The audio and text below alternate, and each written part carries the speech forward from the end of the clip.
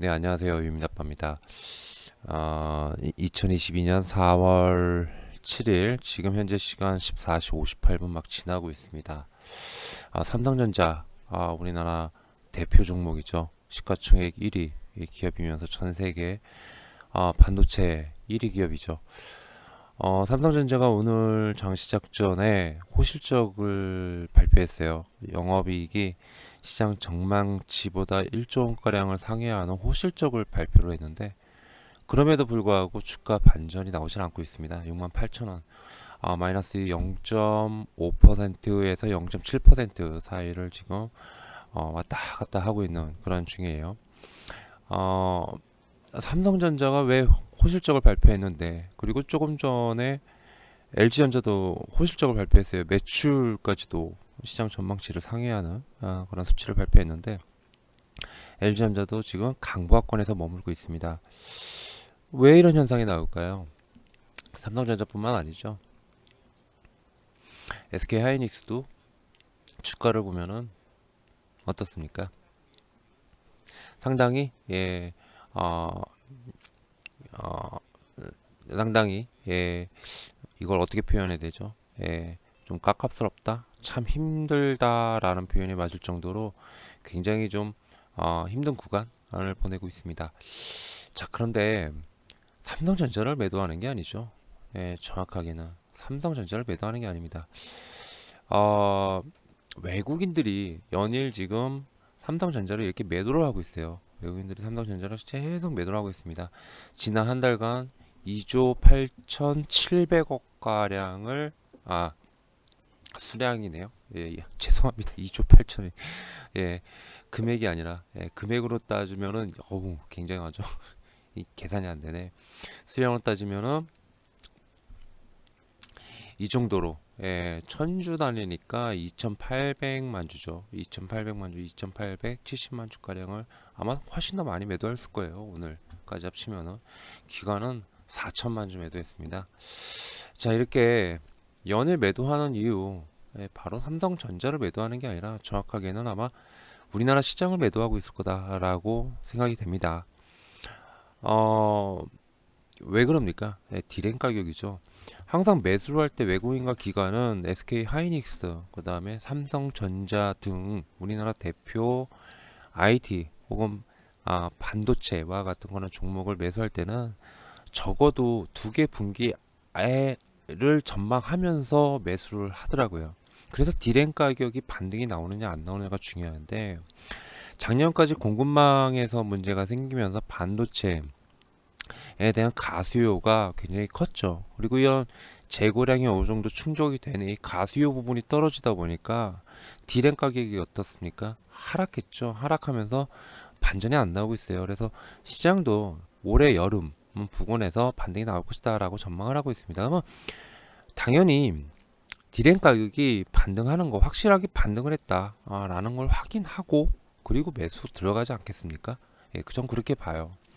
자, 연준이 긴축을 한다라고 합니다.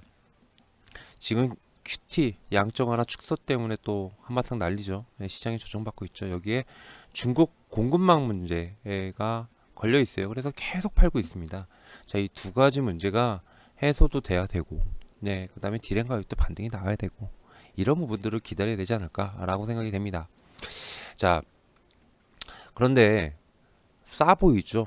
7만 원도 이탈해 버렸으니 얼마나 싸 보여요. 근데 항상 말씀드리지만 삼성전자는 매수할 때가 따로 있어요. 주봉 보고 매수합니까? 아니죠. 주봉 보고 매수하는 거 아닙니다. 뭐 주봉에서 뭐 우주선을 올라타면은 뭐 매수한다, 뭐 어쩌고 이렇게 볼 수 있는데 사실은 주봉 보고 매수하는 거 아니다라고 많이 말씀을 드렸습니다. 월봉 보고 매수합니까? 월봉은 더 깝깝스럽습니다. 쌍바닥이니까 매수 들어간다? 아니죠. 많이 말씀드리지만 연봉 보고 매수 들어가는 겁니다.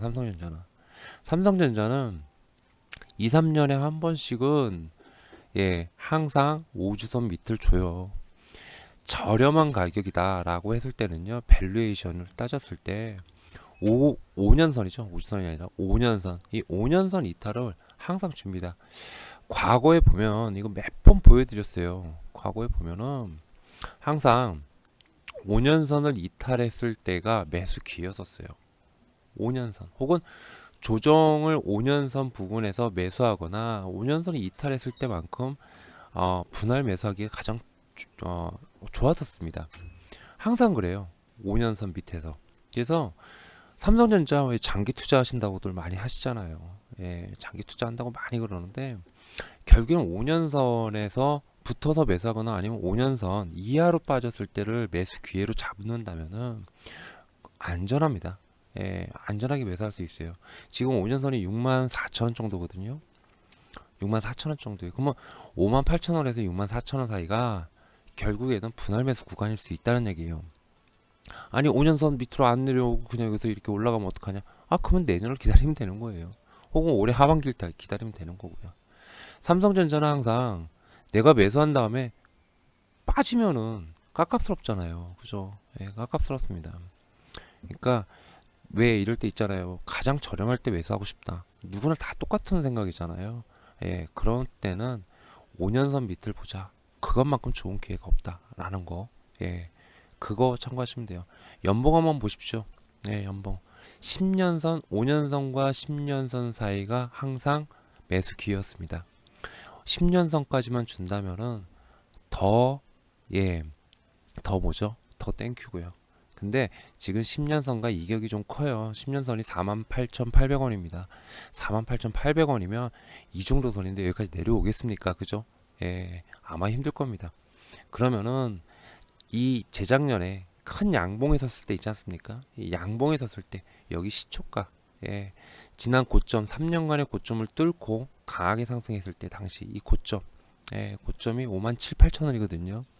5만 7, 8천 원과 6만 4천 원, 그 사이를 갖다가 공략하되 5년선 밑으로 내려가면은 어때요? 5년선 밑으로 내려갔다가 예를 들어 가지고 15주선을 갖다가 확 돌파하고 올라가는 거예요. 그럼 매수한다 이거입니다.